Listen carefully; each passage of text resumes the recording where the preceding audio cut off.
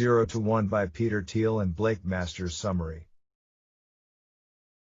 The book in 3 or more sentences, a bunch of unrelated, sometimes quotes and notes about starting a company, what questions to ask yourself before starting a business, how to hire people, how to advertise.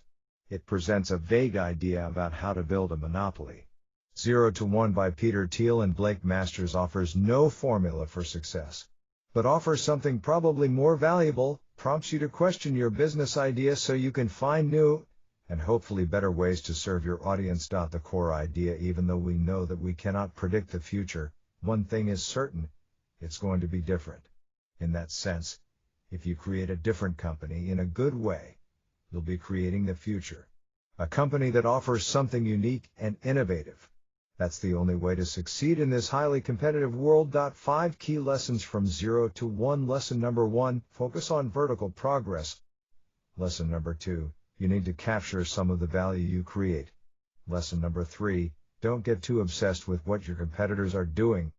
Lesson number 4, ask yourself the following question: will my business still be around a decade from now? Lesson number 5, successful people aren't extraordinary, they are normal people. Lesson number 1, focus on vertical progress. There are 2 different strategies to start a business. Horizontal: you copy an already existing business model, its strategies and know-how, and just insert your own products and idea. For instance, you can observe for a couple of months how the local coffee shop is run and open your own. You don't have to invent the wheel, nor bang your head against the wall when you're aiming for horizontal business strategy. You just copy what works and hope people will visit your shop. Vertical: this is the real deal. Vertical businesses are usually such that change things, the future. Imagine companies like Uber and Facebook. It's harder to create such business because it requires doing something that nobody else has ever done. If you make it though, you'll go from 0 to 1 in no time. Obviously, option 2 is way better. But as you can figure out on your own, it's much harder for execution. Not every day you have a billion-dollar idea, right? What you can do though, is to use technology in your favor. If you figure out a way to do old things better and faster, you can scale and quickly outperform your competitors. Lesson number 2, you need to capture some of the value you create. Creating a valuable company is not enough. You also need to keep some of the value you create for yourself. Basically, to earn a healthy profit. Otherwise, you'll be constantly worrying about the next quarter. For instance, airline companies help millions of passengers to move across the world.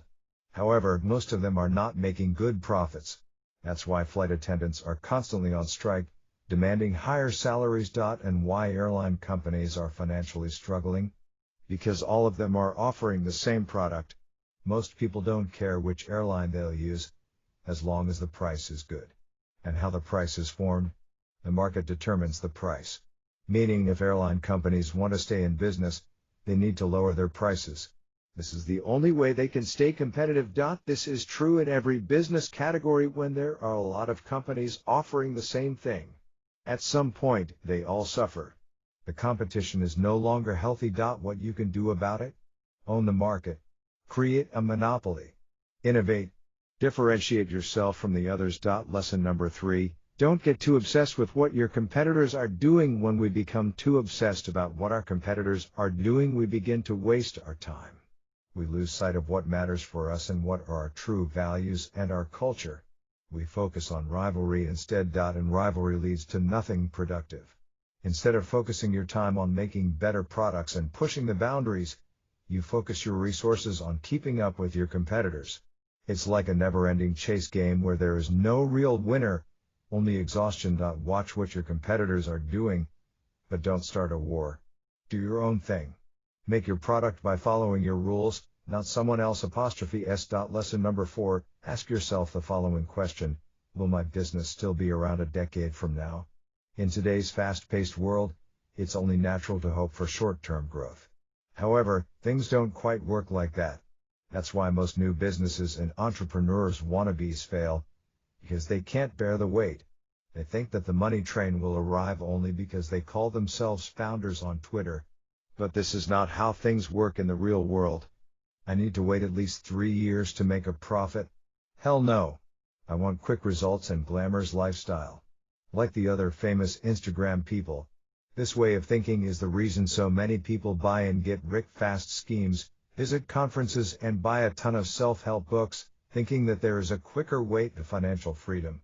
Well, there is an apostrophe T. When you start a business, or even before that, ask yourself the following question: will this business still be around a decade from now?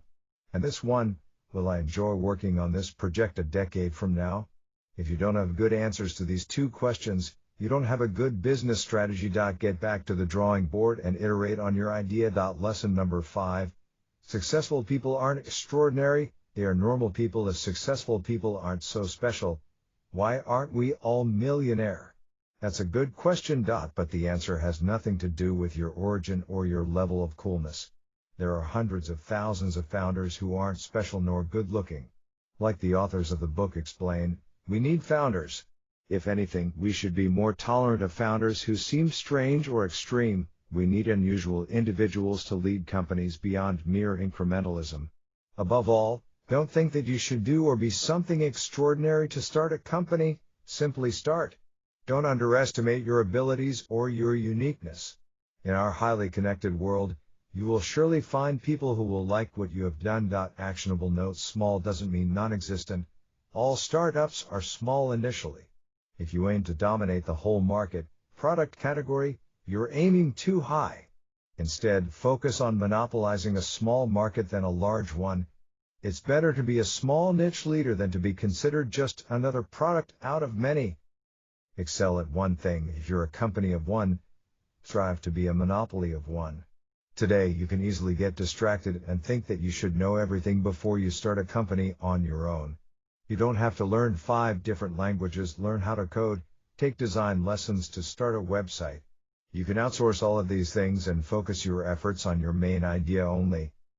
Choose your partners wisely. Partnership is like a marriage. If you don't get along with your partner, get ready for an ugly divorce.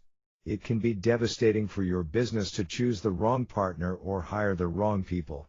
Think twice before letting someone in your team. Love taking notes? Download the worksheet commentary, and my personal takeaway. The book tries to be something like a complete guide for building a startup company, but it fails to deliver. There are some insights about founder wannabes, but nothing really new or exciting. The authors start with some interesting insights about their experience in PayPal and investing in big companies like Facebook and SpaceX, but later the text becomes tiresome to read. My personal insight from the book is the following: find ways to make the future different better. Starting a company for the sake of earning a quick buck won't get you far. You need to think about ways to make the world a better place. Notable quotes: what important truth do very few people agree with you on? Peter Thiel and Blake Masters. All failed companies are the same. They failed to escape competition. Peter Thiel and Blake Masters. If your product requires advertising or salespeople to sell it, it's not good enough. Technology is primarily about product development, not distribution. Peter Thiel and Blake Masters.